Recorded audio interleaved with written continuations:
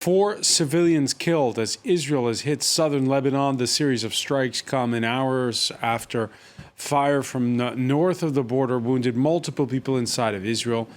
The tit-for-tat attack stoking fears of a second front after Gaza. For more, we can now go to Beirut and correspondent Rawad Taha.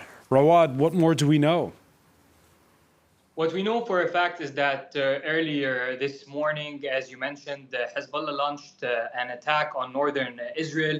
They attacked specifically the community of Safad, where the command of the northern command is located.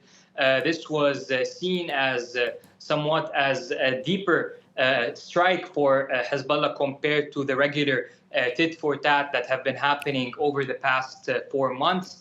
Shortly afterwards, a couple of hours later, we saw that Israel launched a number or a series of airstrikes deep into southern Lebanon simultaneously. Also, these airstrikes by the Israeli Air Force were deep into southern Lebanon, even north of what is known as the Litani River, or the zone which is subject to the UN peacekeeping force troops. So in an area that is very distant from the border, from the usual locations that we're seeing the confrontations between Israel and Hezbollah over the past 4 months.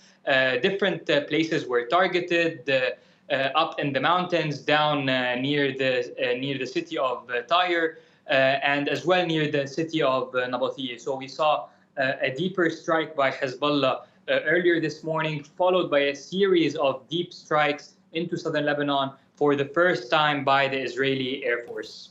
Rawad, since October 7th, you've been reporting for us regularly on, we've seen these spikes in tensions. How intense is this one, would you rate it?